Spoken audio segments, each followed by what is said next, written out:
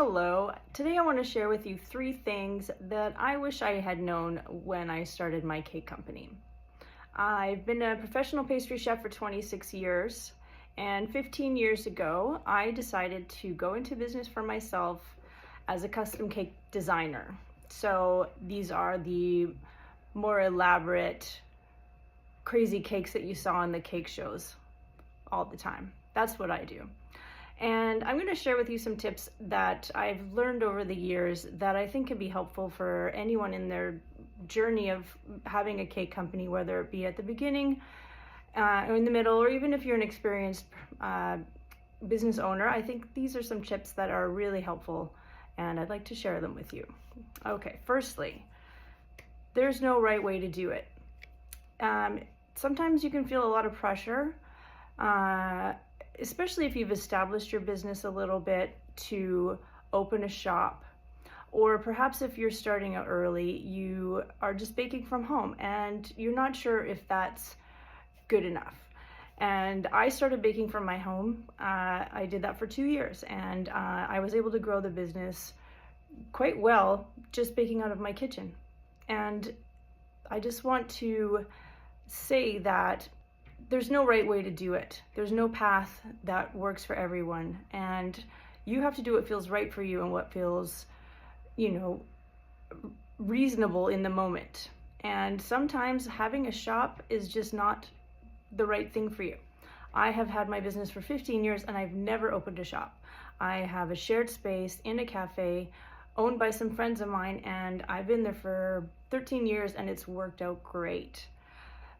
Just the point that I'm trying to make is that you got to follow your own path and know what's right for you. And yeah, there's no one way to do it.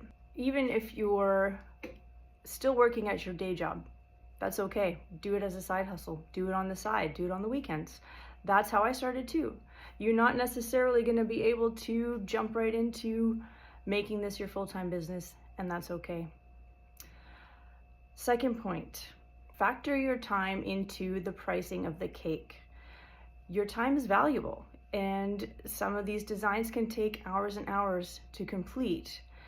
And so what I like to do when I'm quoting for a cake, I will analyze every aspect of the cake.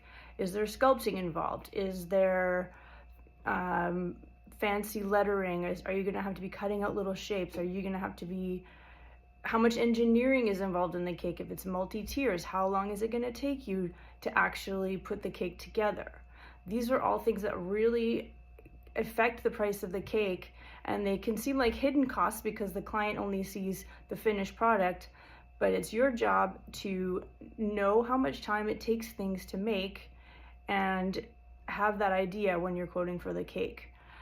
For example, sculpted figurines or little sculpted elements, I generally have an idea of how much I charge, just a blanket charge for sculpted characters.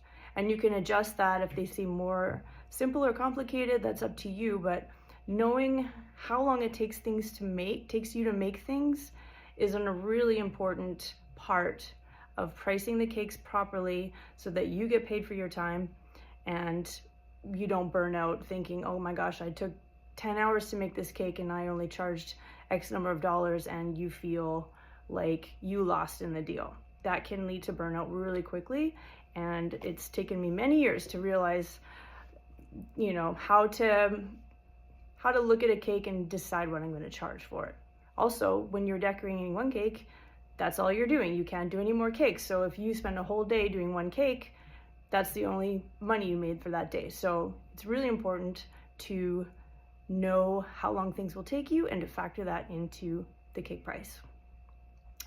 Thirdly, and I think this is a really important one, this has taken me years and years to realize, and I think this is really important, and that you don't have to say yes to every order.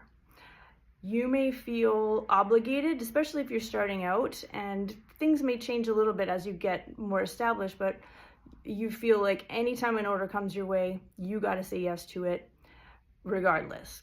And I have spent many years working on this myself because I still follow into it myself. But if there are certain designs that you don't think that you might have the skill for it, and I have done this a few times, and I have just said to the client, I don't think I have the skills the skills required to make this cake the best that I can, and I don't want to give you a secondary product. I want to do the best that I can. I want you to get the best cake that you can get. And, if I don't think I can do it, I will tell the client that in a, honest and respectful way. And anytime I've done this, the client has been grateful. They've said, thanks for your honesty. Thank you for, sharing that with me. And the worst thing is to take an order for something that you're like, well, I'll figure it out. And that's a good attitude to have. Yes, you'll figure it out. Sometimes you will, but sometimes the stress of trying to create a design that you just don't know if you can do it, that will weigh on your mind, and you'll be thinking about it, and it will just cause you stress, and you might not make the best result that you can. Another one is themes that you just don't like. For me, it's sports. I'm not a sports girl. Football, golf. Golf is the worst. Baseball, any sports themes cakes, they're just not what I like to do. And so I know that I'm not going to do the best job with these kinds of designs. However, you can suggest to the client a way that might fit with how you want to design the cake. So you don't always have to just say, no, I hate sports. You can say, okay, well, here's a design that they want you to do. You can maybe think of a way that does fit with what you like to do. There's always room for negotiation with things. Clients can say, oh, I like this cake, make this cake, or here's what I want on the cake. And you have the creative ability and the expertise. So you can say, okay, well, how about if I did this? How about if I added this little element to it? Make it something that you actually want to do, and that can make it more fun for you, and therefore you're going to make a better cake. So I have done that a few times, but there have been times where I'm just like, especially if you're busy, if you're trying to choose which jobs to take, if it's one that you don't want to do, you don't have to do it. It's your business, your rules. That's a mantra I have for myself. My business, my rules. You still want to be respectful. You still want to obviously do, you still want to get orders, but sometimes it's just not the right cake for you. And I have said that to clients sometimes, I just don't think this is the cake for me.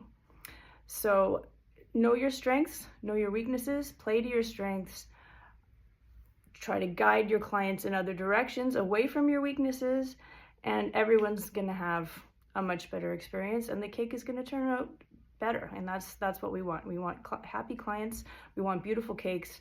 We want to feel proud of our work, and we want to enjoy the work while we're doing it. So those are my 3 tips. I hope you got something out of one or all of them, and happy cake making.